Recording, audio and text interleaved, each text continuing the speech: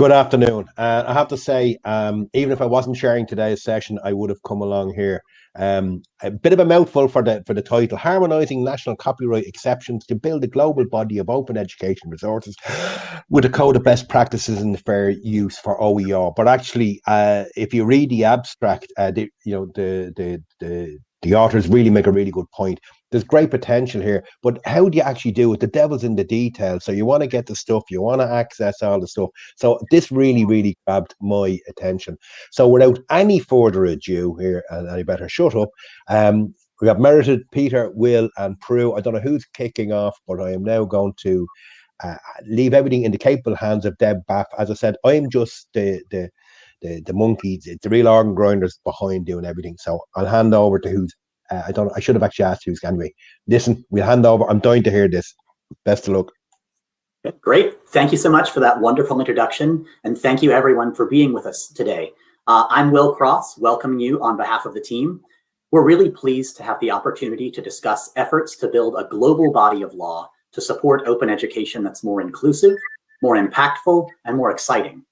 I know that the next 15 minutes or so are going to fly by, so I'm going to very quickly turn it over to my colleagues Meredith Jacob and Peter Yazzie, who will quickly introduce the work and talk about some opportunities we see to build shared practice.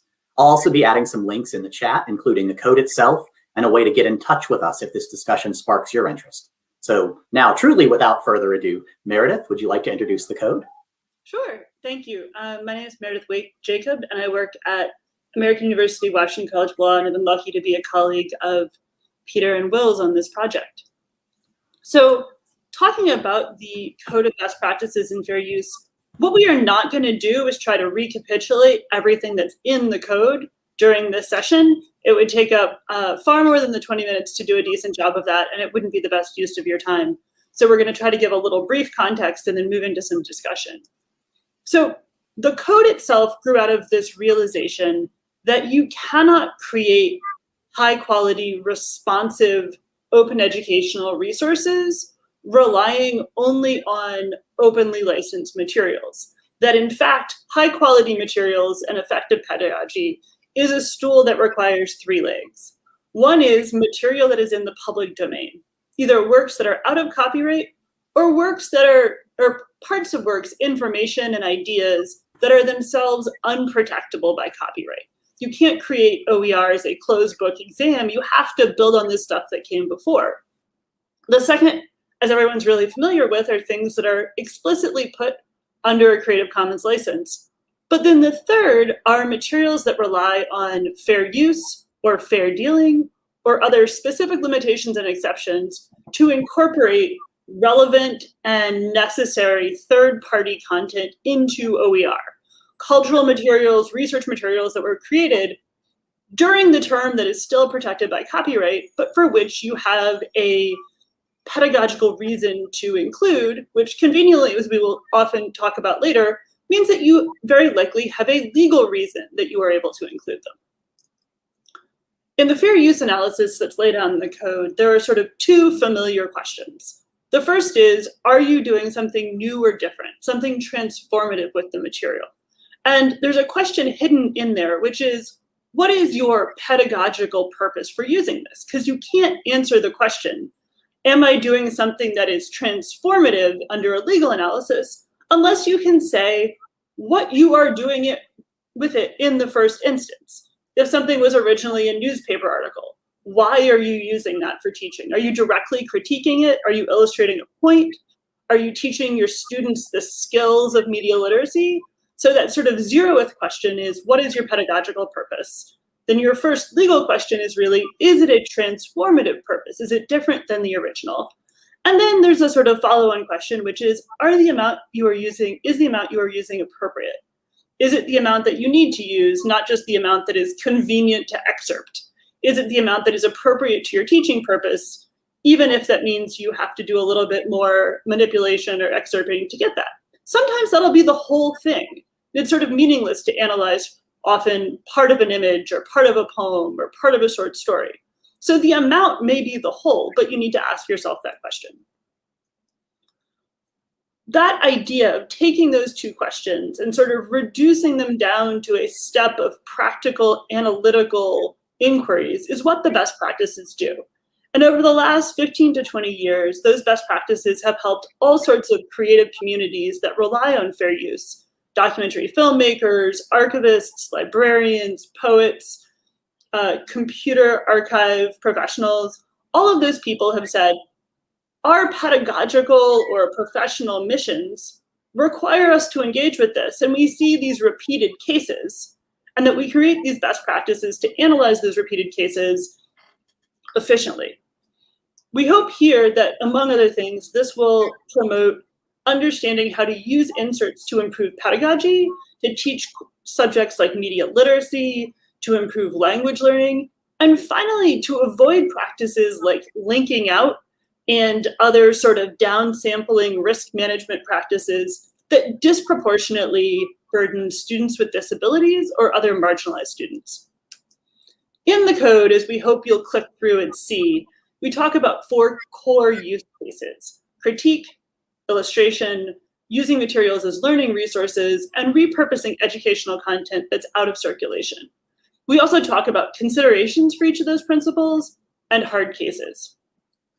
The link here is for the best practices in supporting materials, but I want to turn this over to my colleague Peter Yazzie to talk about how these core teaching principles and the tools you need to fulfill them are in fact recognized by national law in many different ways. Peter, over to you. Thank you, Meredith, and thank you all for tuning in. When we talked to, we could do the next slide. When we talked to lots of people in the OER community in Canada and the US in preparation for this, one of the things we discovered is that they were very, very concerned about the reach of their materials. They were enthusiastic about this idea of incorporating more kinds of things as inserts, relying on fair use, which is, of course, a US doctrine, which exists in only a handful of other jurisdictions in exactly that form. But they were concerned that by doing so, they might limit the ability of the things they created to be adopted or adapted or translated across borders. We think, and the document is designed to present an argument that is perhaps an overstated concern, because, if we could have the next slide, there's already a surprising amount of global harmony in copyright law generally, and surprisingly around copyright exceptions in particular. We sometimes hear that although international agreements like the Berne Convention or the TRIPS agreement or the EU legislation harmonize rights, they don't harmonize exceptions. And strictly speaking, that's generally true, although the Marrakesh Treaty for the visually impaired would be an exception to that generalization. However, it turns out that even without specific general harmonization of limitations and exceptions, there are some features baked in, so to speak, to copyright law around the world that already do much of the work that we would need to see done in order for the cross-border use of OERs produced on the basis of fair use to flourish. So, for instance, let's go back for just a second, if we may, as Professor Zaplin and Bentley have recently demonstrated, the universal or almost universally recognized quotation right in national law provides an alternative basis, functionally similar, if not identically equivalent to fair use in this domain, for the incorporation of limited amounts of copyrighted insert material in OER. And in addition, now we should go on to the slide. In addition, There's another source of OER-friendly exceptions globally, as Professor Sung has demonstrated in his 2017 WIPO study.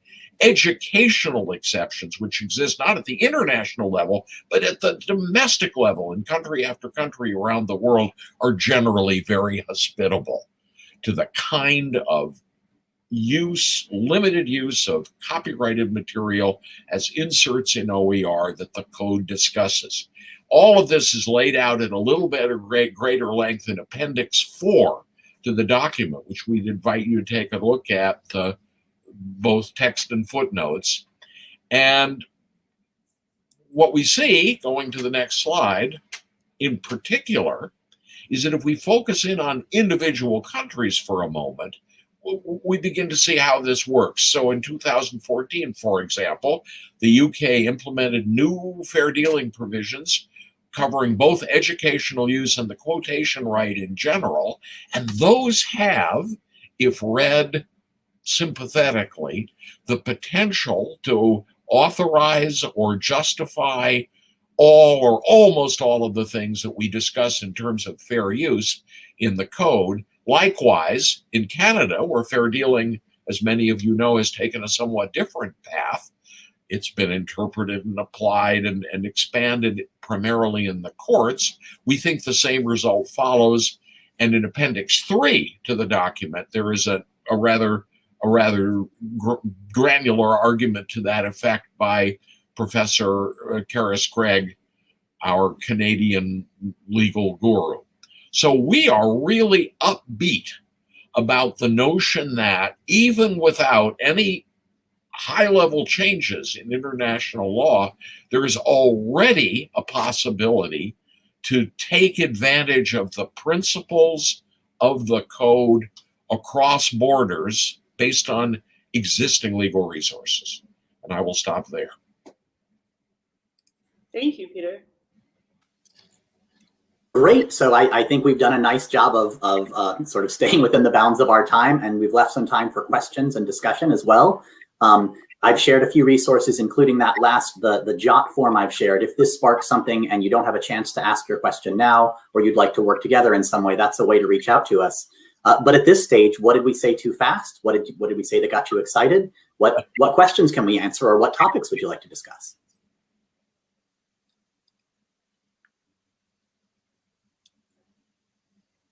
I see a comment in the chat about how the best practices code, which currently sort of reflects US and Canadian law in the body and the appendix, might be expanded to other jurisdictions. And I think we are very specifically interested in working with people who might be interested in developing in their own national legal systems a sort of either a shorter report about overlapping limitations and exceptions, or a larger practice of talking to practitioners and really thinking about how different fair use or fair dealing or other exception systems might enable this pedagogy. I think it's important too, from an advocacy standpoint, to say, you know, if your law doesn't enable these core teaching and learning processes, these core pedagogical goals, that it is in fact a problem with the legal system.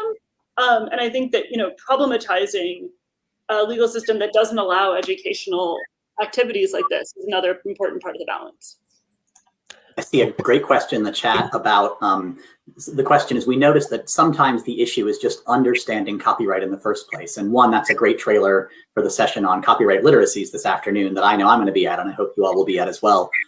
But secondly, I'll say one of the things that's really powerful about the code is something I think Meredith said early, that often a sense that good pedagogy is good fair use or fair dealing or whatever, that all of these different exceptions are designed to facilitate what an instructor would think of as good behavior. So often a way of talking about copyright across borders as, well, what it all boils down to is if you're doing the sort of thing a good, engaged, thoughtful instructor is doing, that's what all the exceptions are supposed to be encouraging. That's often a nice way to frame the conversation. And the fact that the code centers on practices rather than on sort of nuanced legal reading, I think is one of the great strengths of that model. I agree. Peter, do you want to follow up on that? Or... Only to say that I agree completely, and that I think that the probably the most important, the single proposition, if you had somebody who needed sort of lifting up in terms of copyright knowledge, the single most important proposition would be that copyright, although it does confer property rights, does not confer absolute property rights. That property rights under copyright are conditioned everywhere by limitations and exceptions. And that as it happens, the limitations and exceptions that exist in most places around the world are remarkably hospitable already to fair use. And that includes, speaking to the comment that I saw go across the screen, countries of the global south. In fact, in many respects, the state of the law of the countries of the global south is more hospitable to this kind of limited use of copyrighted material to enrich OER than the laws of some of the more developed countries where the copyright industries have had a greater influence on the shaping of doctrine and statutory provisions. Very good. There's a question there, I'm sure you've seen it, from Chris Morrison. Is there a risk that codes might not be able to address the laws and practices in countries without flexible education exceptions? It's fine for the US, Canada, and the UK, but what about elsewhere? Well, if I could speak to that, I think I would give two answers, and that is that first, more countries may have flexible exceptions than they think because of the quotation right, which exists in almost every national law in some form because it's mandated by the Berne Convention. And the second point, Chris, which I think is equally important, is that even in countries which have what one might refer to as non-flexible exceptions for education, and again, almost every country has specific education limitations in its statute, one can work within those provisions as well to accomplish many or all of the things that the code suggests are doable in the US under fair use. Will or Meredith, do you want to pick up on the question from Jonathan, which is a sort of extension of that? It worries me that two examples you gave are English-speaking common law countries. Is that just a coincidence, or are there bigger obstacles in other countries around the world? So I can answer that. I think that's really sort of a follow-on to what Peter said, which is, you'll see that the specific structure of fair use and fair dealing is similar in those common law countries, but that the fundamental structure of the copyright system, which is to protect sort of the original market for a work, but to allow the social functioning things of quotation, of education, of criticism and critique, and parody, that those things are allowed in every country's national law structure. And so the ability to sort of say, as we could in the US and Canada, and as perhaps in a large sense we can between the US, Canada, and the UK, that the contours are really similar, but those might be different. And there might be some work to do to map out those differences. But the alternative is to say that we accept this sort of one-way ratchet of maximalist copyright, where we do the most restrictive thing and we don't push back. And that it's really important to say that these teaching goals are a core societal function of discourse that has to be permitted by the copyright law, not the other way around. And that it's actually really important, I think, given the role of the US and other countries in the global north of exporting this idea of sort of copyright maximalism, that we also export to some degree the idea that these educational purposes are completely reasonable in a system that also protects IP. Okay. In the best sort of radio show, I'm going to give Peter and Will 30 seconds each, and I mean 30 seconds.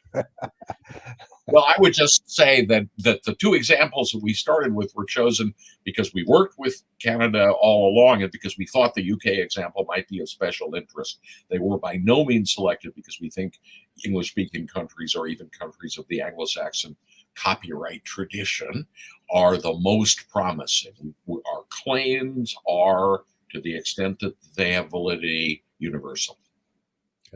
Will, your Yeah, final? and I'll say quickly, I see, Chris, you added a comment sort of related to this. There is a work of translation that needs to happen from country to country, that this isn't a pick up and just sort of repeat ad infinitum. And that speaks to not just the legal, but also the cultural barriers that, Chris, your question addresses. So that's why this is exciting work to do, not work that's done and we can all go lie in the hammock now. So thank you all for your attention. We've been really excited to speak with you. Lovely. Well done. Well done. Round of applause from everybody there. Virtual rounds of applause and stuff. So, yep. Well done. And Nom nom nom.